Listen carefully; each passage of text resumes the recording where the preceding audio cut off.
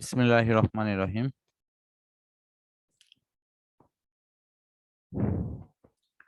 মাধ্যমিক শ্রেণীর রসায়ন বিজ্ঞান এর পঞ্চম অধ্যায়ের রাসায়নিক বন্ধন অংশর যে পর্যালোচনামূলক যে ক্লাসটি আমি পূর্বে নিয়েছি, তো সেই ক্লাসের ধারাবাহিকতায় আজকে এটার উপরে সংক্ষিপ্ত একটি সাজেশন উপস্থাপন করছি।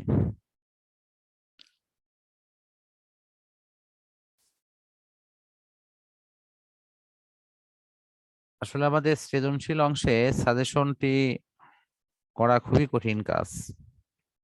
এরপরও আমাদের কিছু ধারণা স্টুডেন্টকে দিতেই হয়। তো এটি আসলে আমার নিজস্ব যে আমি ধারণাটি করেছি যে এর আলোকে প্রশ্নগুলো ইনশাল্লাহ হতে পারে। তো সাজেশনের অংশটি ফলো করার সাথে সাথে আমাদের অবশ্যই মূল বইটি এবং সিলেবাসের যে টপিকস গুলো আছে সেগুলো আমাদের পূর্ণাঙ্গই পড়তে হবে।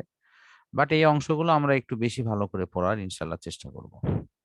তো এই আলোকে আমার মূলত এই সাজেশনটি দেওয়া। তো এখন তোমার কাছে আমি জানতে চাচ্ছি যে এই পুরো অধ্যায়টি যে তোমার রিভিশন করে দেওয়া হয়েছে, সেই পড়াগুলো বাসায় তো তুমি দেখছো নাকি? জি স্যার। তো এখানে কি কোনো প্রবলেম আপাতত আছে যে না অংশ? স্যার, সেরকম কোনো প্রবলেম বের হয়নি পাঠ্য আচ্ছা বইয়ের যে ঠিক টপিকগুলো আছে, আছে। আচ্ছা ঠিক আছে। তো রাসায়নিক বন্ধন অংশের ফার্স্ট শুরুতে এই যে বিষয়গুলো আমাদের মানে পড়াশোনায় আসবে সেটি হলো নিষ্ক্রিয়তা বিষয়গুলো নিয়ে, অর্থাৎ নিষ্ক্রিয়তার কারণ, নিষ্ক্রিয় গ্যাসগুলোর অভ্যন্তরীণ গঠন, বিশেষ করে এটাকে কেন্দ্র করে রাসায়নিক বন্ধন কেন গঠিত হয় এবং তার উপরে অষ্টক এবং দুইয়ের নিয়ম, এগুলো প্রাথমিক আলোচনায় আসবে। বাট আমার এখান থেকে প্রশ্ন যেটা বিভিন্ন স্কুল বা দুই একটা বোর্ডের ক্ষেত্রেও প্রশ্নটি এসেছে, সেটি হলো অষ্টক সংকোচন এবং সম্প্রসারণ নীতি উদাহরণের আলোকে ব্যাখ্যা করা। ইভেন এখানে কিছু তোমার ইয়েও থাকে, উদাহরণও দেওয়া থাকে। যেমন ফসফরাস পেন্টাক্লোরাইড, এখানে দেখবা যে অষ্টকের নিয়মটি অনুসরণ করেনি, সেটা অষ্টক সম্প্রসারণ নীতি অনুসরণ করেছে। মানে বোরনের সাথে যদি ক্লোরিনের বিক্রিয়া দাও তাহলে দেখবে সেখানে আবার অষ্টক সংকোচন নীতি অনুসরণ হয়েছে। তো সুতরাং অষ্টকের নিয়মটি যে সবসময় ফলো করা হচ্ছে সেটি কিন্তু নয়, কোনো জায়গায় এটি সংকুচিত হয়েছে, কোনো জায়গাতে এটি সম্প্রসারণ হয়েছে, এটার উপর ব্যাখ্যা দেওয়া। এরপরে আয়নিক বন্ধন এই বিষয়টি উল্লেখ করে প্রশ্ন আসার অপশন বেশ কিছু স্কুল বা বোর্ডে আছে, বিশেষ করে এখানে সকল বোর্ড 2018 সালে এটি আসছে। তো এখানে আসলে এই প্রশ্নটি অনেক সময় সরাসরি যে নাম ধরে আসে তা কিন্তু নয়, কোনো একটা উদাহরণ দেয়া থাকে, সেই উদাহরণ থেকে কিন্তু আমাদের একটু দেখে ব্যাখ্যা সহ বুঝিয়ে করতে হয় যেটি কোন প্রকারের বন্ধনযুক্ত অবস্থায় আছে এবং কেন আছে। যেমন আমরা হয়তো চেনা ভাবে যে উদাহরণটি প্রায় প্র্যাকটিস করি সেটা হলো সোডিয়াম ক্লোরাইডের।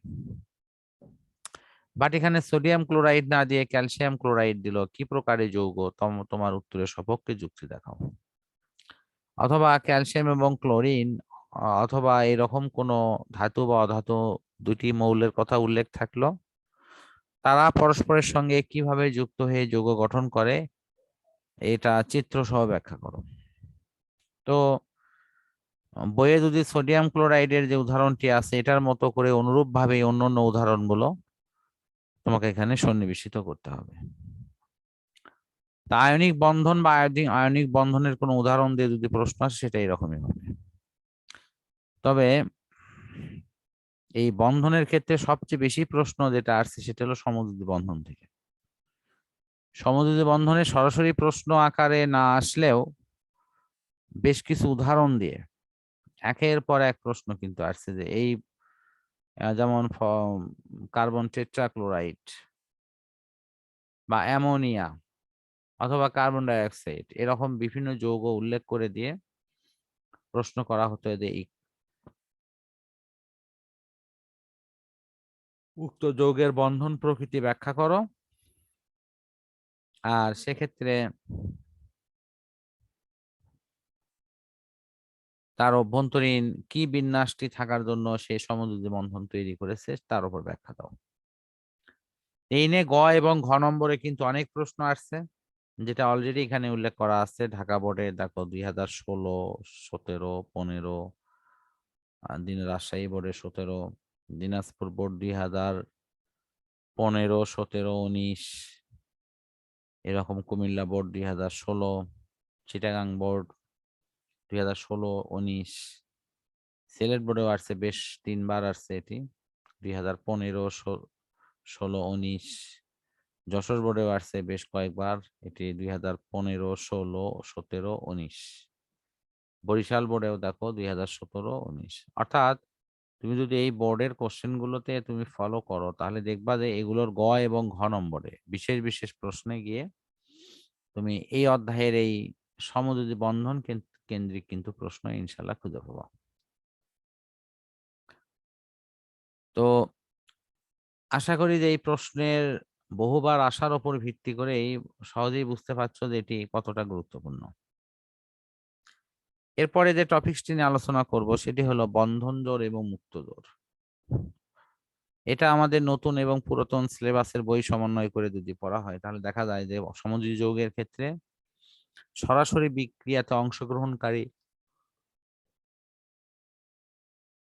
কিছু ইলেকট্রন জোড় থাকে যারা বন্ধন জোড় বলা হয়, আর কিছু ইলেকট্রন থাকে বন্ধনের বাহিরে যারা মূলত বন্ধনে সরাসরি অংশগ্রহণ করে না, এরা হলো মুক্ত জোড়। এই বন্ধন জোড় মুক্ত জোড় ব্যাখ্যা করার বিষয়টি কিন্তু পরীক্ষায় আসে, যেটা অলরেডি বেশ কিছু বোর্ডে আসছে।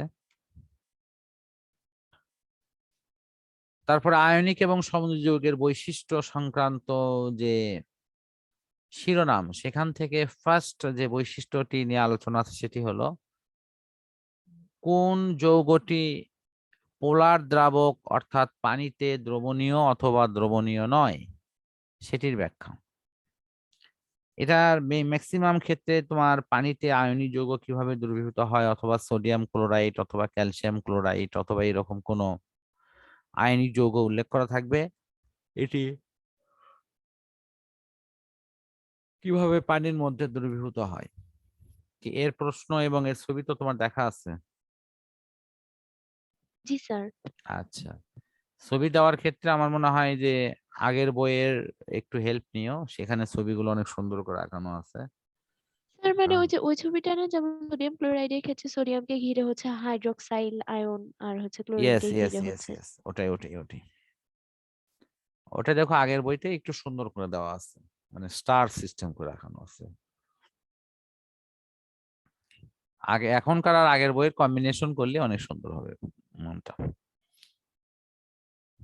তো তারপরে দেওয়া আছে যেটা, সেটা হলো গ্রাফাইট এবং হেরকের বিদ্যুৎ পরিবাহী অপরিবাহীর ব্যাপার। এটা নতুন সিলেবাসের বইতে কিছু কিছু ক্ষেত্রে অ্যাভয়েড করা আছে, বাট এটি পুরনো সিলেবাসের বইয়ে কিন্তু এই প্রশ্নটি আছে এবং এই পড়াও আছে। তো সুতরাং নতুন সিলেবাসের বইয়ে থাকা না থাকা অথবা সংকুচিত অবস্থানে আসার পরেও আমি মনে করি প্রশ্নটি পড়া উচিত। এখানে আমাদের অবশ্যই মুক্ত ইলেকট্রন থাকা না থাকার প্রসঙ্গগুলো আসবে, যেখানে গ্রাফাইডে এই ইলেকট্রন একটি করে ফাঁকা থাকায় তারা অতি সহজে বিদ্যুৎ এবং তাপের পরিবাহী হয়, বাট হীরকের ক্ষেত্রে কিন্তু এটি সম্ভব না, গ্রাফাইটের ক্ষেত্রে সম্ভব। আর সর্বশেষ যেটি আছে সেটি হলো জলীয় দ্রবণে বিদ্যুৎ পরিবহন। অর্থাৎ আমরা জানি যে তোমার আয়নিক যৌগগুলো কঠিন অবস্থায় কোনো বিদ্যুৎ পরিবহন করে না। এটি সামান্য পরিমাণে যদি কোনো দ্রবীভূত হয় তাহলে এটি কিন্তু বহুগুণ এর পরিবাহিতাকে বৃদ্ধি করে এবং বিদ্যুৎ পরিবহনে অংশগ্রহণ করে থাকে। তো সে কারণে আমরা বলবো যে জলীয় দ্রবণে এই আয়নিক যৌগগুলো কিভাবে বিদ্যুৎ পরিবহন করে, এই বিষয়টি আমাদের কিন্তু নর্মালি মূল বইতেও এই উদাহরণটি আছে। এটা অলরেডি বেশ কয়েকটি বোর্ডে আসছে, যেটা এখানে কিছুটা উল্লেখ আছে। আর সমযোজকের অণুর আকৃতি, এটি পূর্বের সিলেবাসের বইতে আছে এবং ভ্যান ডার ওয়ালস বললেও সেখানে কিছু কথা বলা হয়, বিশেষ করে 1-2 নম্বরের প্রশ্নে এই বিজ্ঞানীর নাম উল্লেখ করে অনেক সময় জানতে চাওয়া হয়। বিশেষ করে স্কুলের পরীক্ষাগুলোতে এই জাতীয় প্রশ্ন কিন্তু আসে, বোর্ড পরীক্ষায় খুব বেশি না আসলেও। তাহলে সমযোজকের অণুর আকৃতি তোমরা এই এই প্রশ্ন কি তোমার পড়া আছে? 4টি আকৃতি আছে: চতুস্তলকীয়, পিরামিড, সরলরৈখিক, ভি আকৃতি।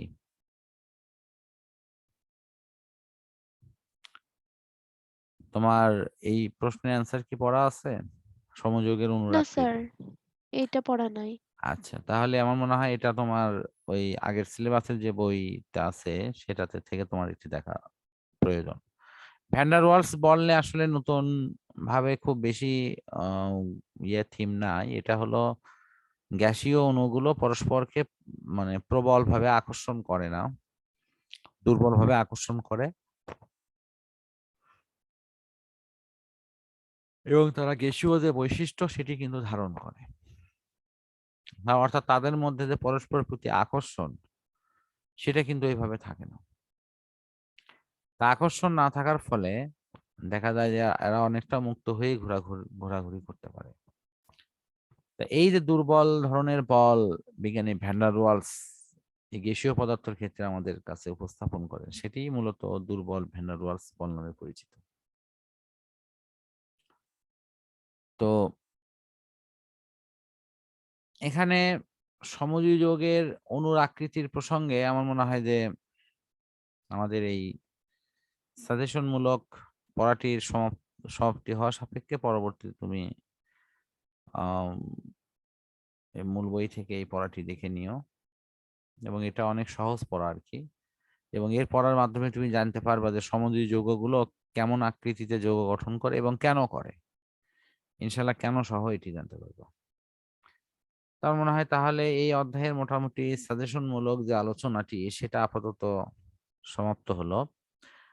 তবে আমার একটি কথা আবারও বলবো যে আমাদের পুরো সিলেবাসের যে শেখন ফল অংশটি আছে, এই অংশটির সাথে সমন্বয় করে আমাদের পড়াটি কমপ্লিট করতে হবে।